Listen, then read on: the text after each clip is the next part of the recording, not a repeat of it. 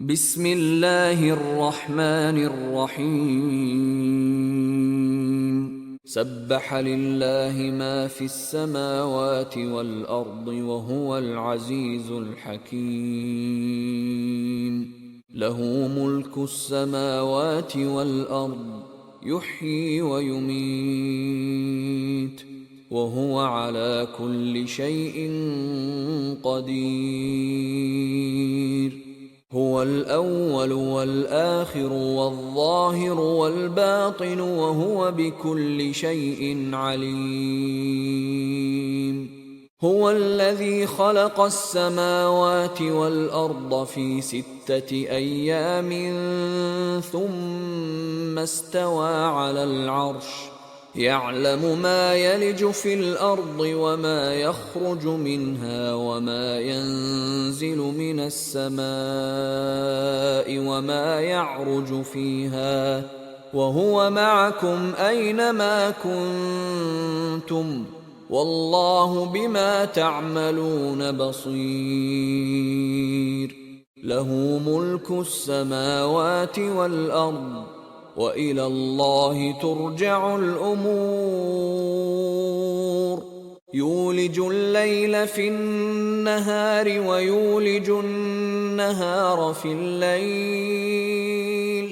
وهو عليم بذات الصدور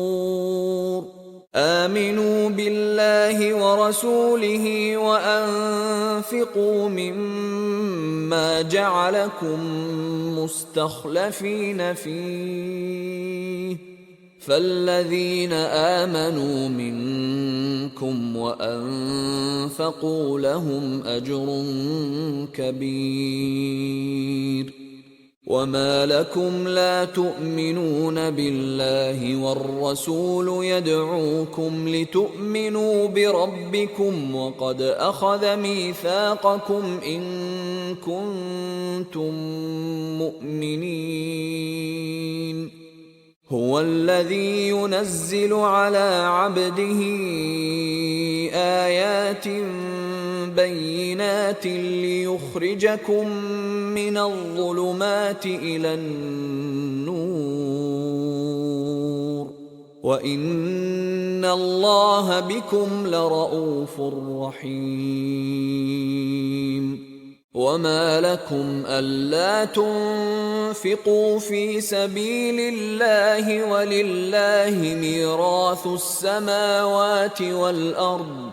لا يستوي منكم من أنفق من قبل الفتح وقاتل أولئك أعظم درجة من الذين أنفقوا من بعد وقاتلوا وكلا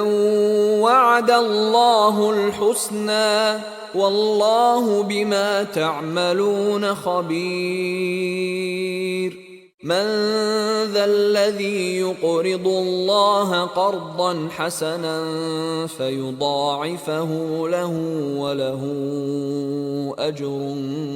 كريم يوم ترى المؤمنين والمؤمنات يسعى نورهم بين أيديهم وبأيمانهم بشراكم اليوم جنات تجري من تحتها الأنهار خالدين فيها ذلك هو الفوز العظيم يوم يقول المنافقون والمنافقات للذين آمنوا انظرونا نقتبس من نوركم قيل ارجعوا وراءكم فالتمسوا نورا فضرب بينهم بسور له باب فضرب بينهم بسور له باب باطنه فيه الرحمة وظاهره من قبله العذاب ينادونهم ألم نكن معكم قالوا بلى ولكنكم فتنتم